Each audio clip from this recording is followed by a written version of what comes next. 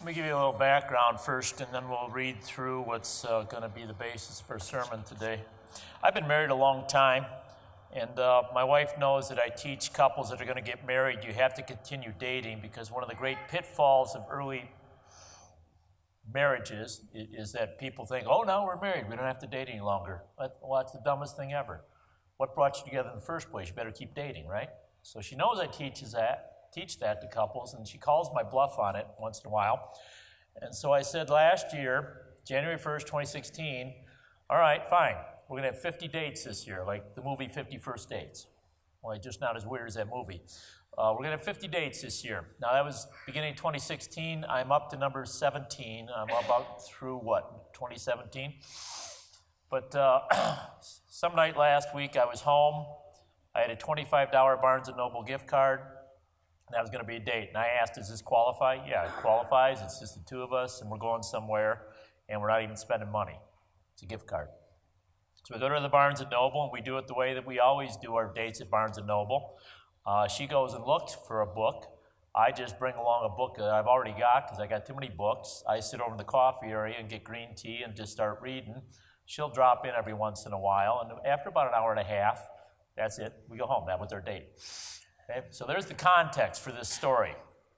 I'm sitting there at the Barnes & Noble, sipping my green tea, reading this heavy book about how Great Britain became post-Christian in the 1970s and 80s. That's interesting to me. It's probably dry as dirt for anybody else.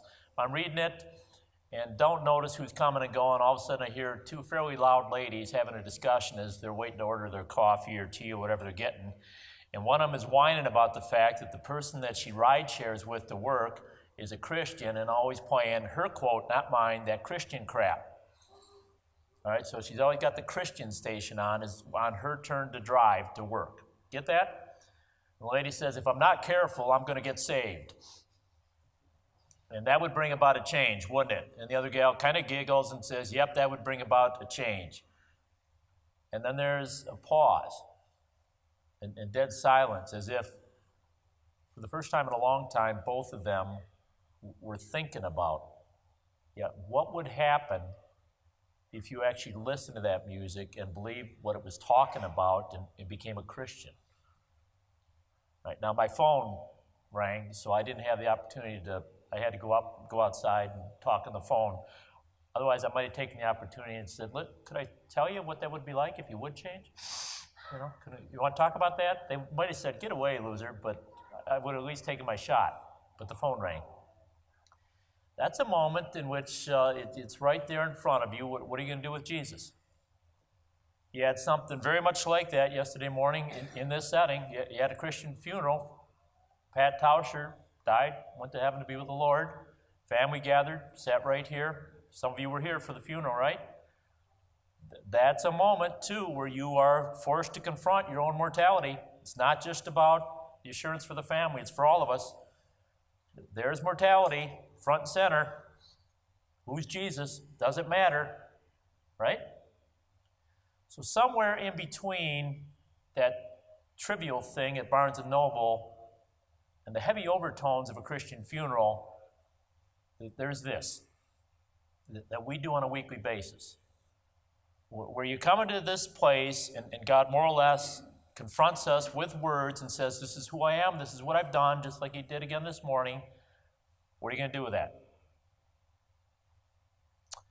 I think that the section of Scripture that's in front of you today, we're going to read now, Matthew 16, is perhaps number 4, if not number 5, of the most important things that happen as Jesus is instructing his disciples. I mean, you got the big three. There's transfiguration and resurrection and Pentecost. And there's a fourth one, ascension. But in all those activities, God's doing something, isn't he? In this little section, he takes the 12 disciples, says, come here. We're going away to a very isolated place that we'll talk about in a moment.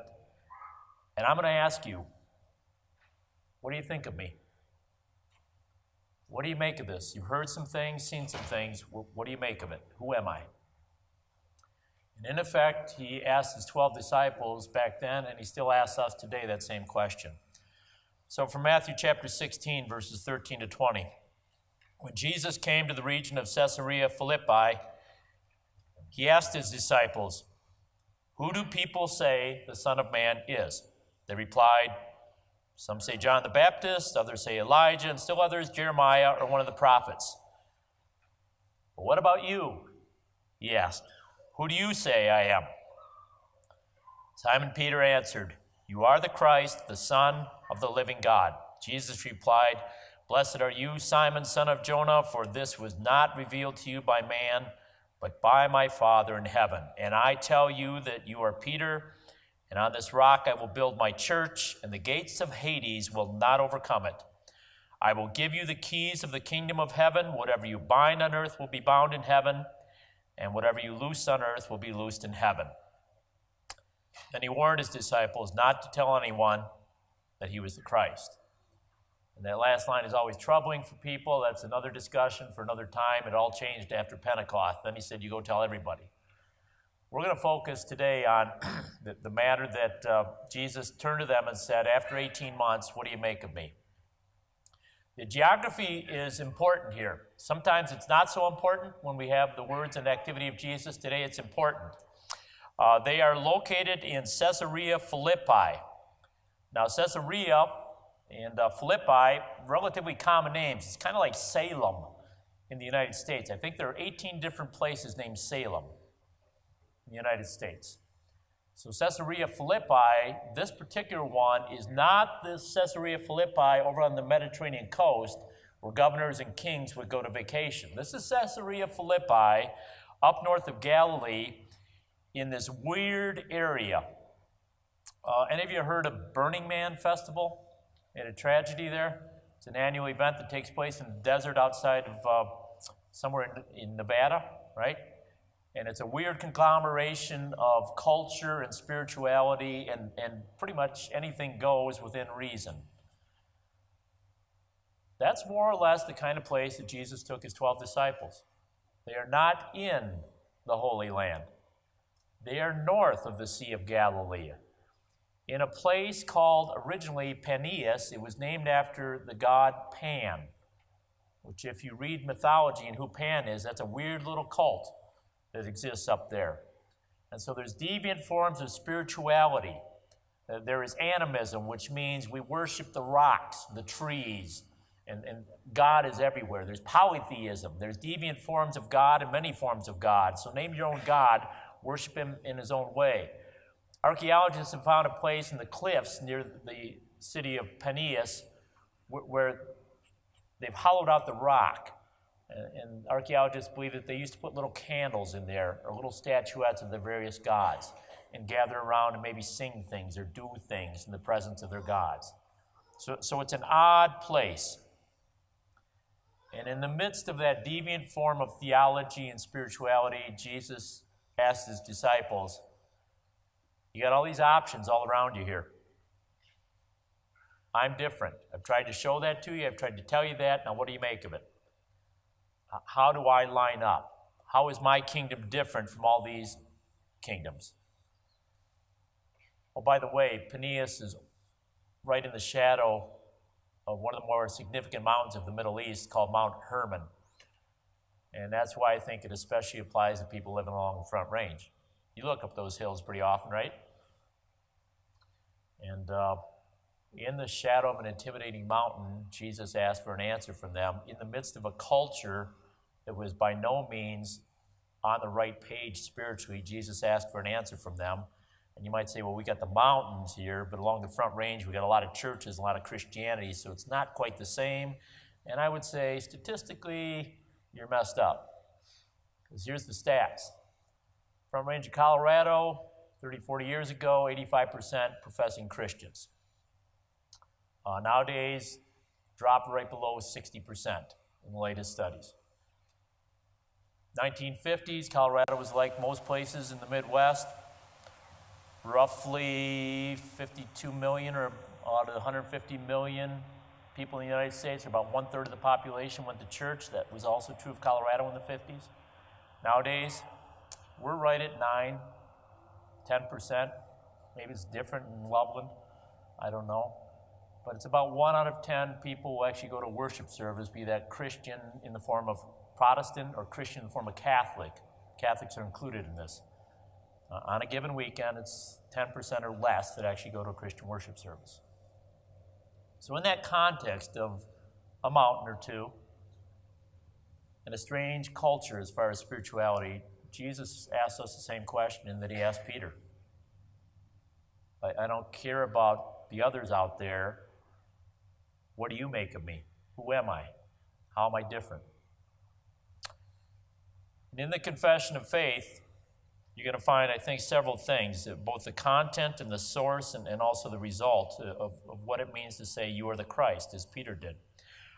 In a few minutes, we're going to stand up and say this thing here, the Apostles' Creed, right? That's a confession of faith, because that's what Lutherans do. Catholics also do that. You stand up and you say a confession of faith. Today it happens to be the Apostles' Creed. Communion Sundays, I think probably you're like a lot of Lutherans. You say the Nicene Creed on Communion Sunday. Once in a while, you've got these 21st century statements of faith that are printed, and they're pretty good, and they address spiritual issues of this era. Once a year, everybody's favorite Sunday, Trinity Sunday, we do that 2-page confession of faith, the Athanasian Creed, which when you look at that, written in the 4th century, that's pretty narrow-minded stuff. And it holds back nothing. It says, this is who God is, believe it or be damned, pretty clearly. And the path to heaven is pretty narrow. But whether we're using Apostles or Nicene or Athanasian Creed, we're a church that has creeds. We're not one of those that says, we're all about deeds, not creeds. No, we say, no, we do creeds and we do deeds. And a creed is pretty important to us. So you got to ask yourself, what are we going to be doing here in about 10 or 12 or 13 minutes? We stand up and say the creed. Is that merely stretching time? Or is that in fact taken from Matthew 16, verse 16? Where Jesus said to his followers, stand and deliver. You tell me what you think now. In verse 16, Simon Peter answered, you are the Christ, the Son of the living God. Some pretty important phrases there. Living God was his statement of faith. He's saying God does not change. He's not invented. He's always existed. And whether you call it Old Testament era or New Testament era, he hasn't changed as far as accountability. That he watches, he created us, and he cares how we behave. That's basically what living God is saying. He says, you are the Son of God. You are exactly who you claim to be. You're not an especially good rabbi. You're not one of those who claim to be the Messiah that we've seen for the last 2 centuries in Judea. You're not a trickster who can heal people with medicines or have fake healings going on. You are the Son of God. He told them in the Gospel of John, the Father and I are one. If you see me, if you listen to me, you're listening to God. And Peter says, I believe that when you talk, I am listening to God. And then finally he says, you are the Christ. And Christ is a simple, one-word gospel. Everything that was promised, beginning with Adam and Eve, down through Abraham and the patriarchs and Isaiah and all the rest, about one who would come and take away sin, that's you, Jesus. You are the Christ. Which makes us perhaps want to pause and think how we use that term. Karl Marx just said that's the mantra of people who are under a spiritual opiate. They just say Christ and Jesus like a term that makes them feel good about themselves, like the pretend friend you had when you were little, or your teddy bear, something like that. That's what Karl Marx thought of Christ. More often than not, given how far language is deteriorated, Christ becomes an epithet that we scream, or a little bit of a curse word, oh Christ, another bill. Oh Christ, another person driving like they're still in California, right? Peter, by faith, demonstrates to us that that's a sacred word. And we ought to be careful when we use that term, because we are saying Christ is the one who addressed everything that I ever needed addressed. He's the one who takes away sin. So that's the content of your confession, along with Peter. Jesus, I believe you are the Christ. Where did that come from? What's the source of his confession? We do ourselves a disservice if we think that Peter, James, John, and the other 9 guys just were knuckleheads that wandered in one day and they had nothing better to do, so they started following this itinerant rabbi named Jesus, who seemed to be better and smarter than any other rabbi. There's a lot of background there. Archaeologists demonstrate that that place where Peter, James, and John came from, Capernaum, had a synagogue right in the middle of the town. So when you got done with your fishing and you're heading home, you walked right past the synagogue, and that's where you gathered. The way that these guys talk and the things that they know by way of background informs us that these disciples had been taught from earliest ages on what you and I call the Old Testament. They also had been with John the Baptist. Many of them had been with him and heard the message that he wasn't the Messiah, but there was one coming. And now they've been with Jesus for about 18 months before he asked them to stand up and say, what do you believe? How do you interpret the Old Testament? What do you make of me?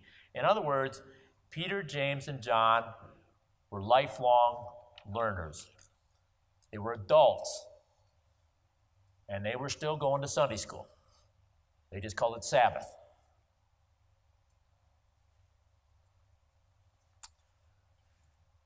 I'm 33 years into the ministry now, and sometimes people have asked me, what was the hardest part of ever being a pastor? And here it is.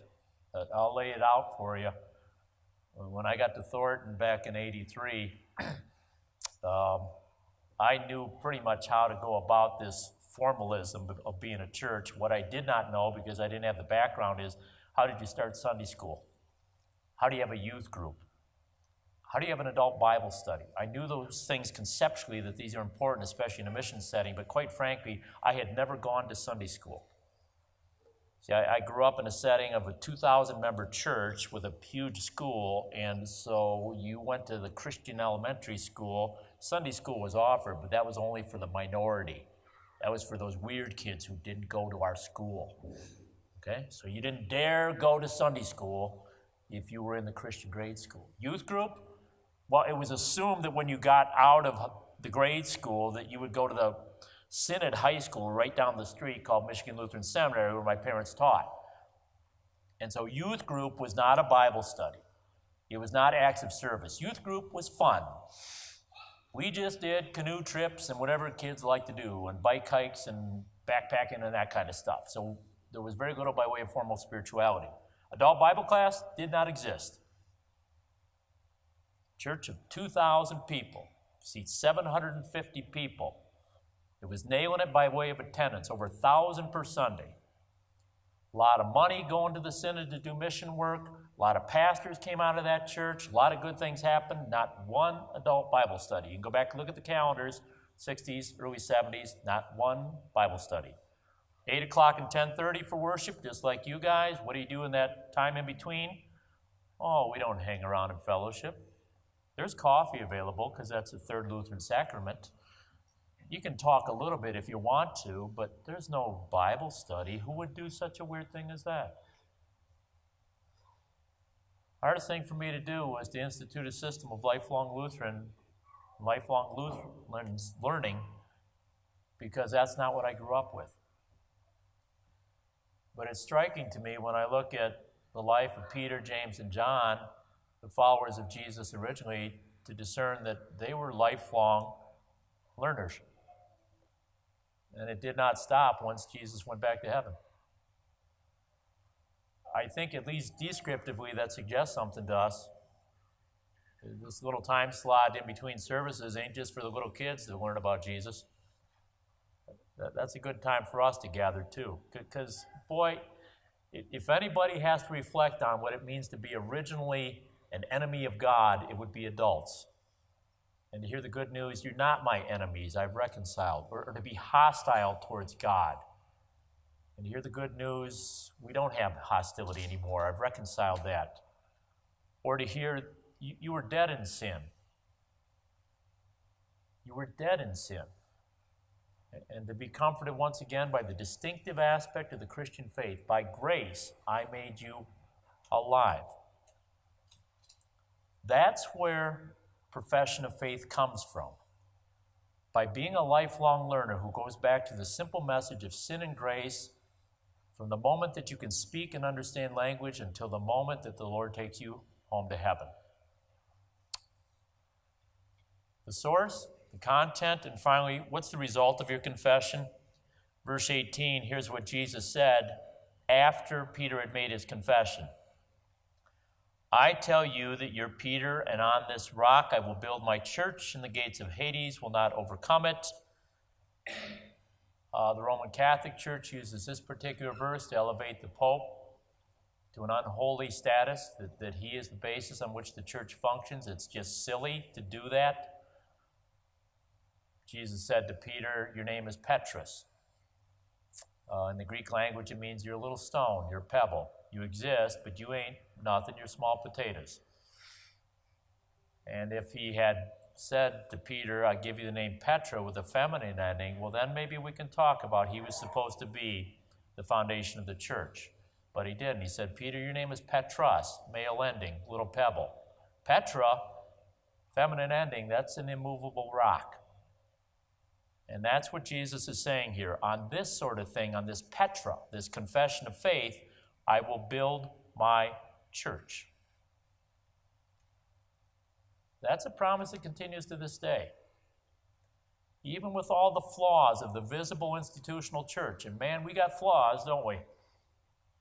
God says the strength of this institution is people gathered around the Word and two sacraments, hearing things about God, and then saying simply, we believe these things to be true. And how do you carry out that faith? The essence of it is to say, I have faith. In verse 19, Jesus said, in view of the fact that you are Petra, you're built on the strength of faith, I will give you the keys of the kingdom of heaven. Whatever you bind on earth will be bound in heaven. Whatever you loose on earth will be loosed in heaven. How many of you are longtime Lutherans? Most of your life? All your life? Did you go through Lutheran confirmation class? Did you enjoy it?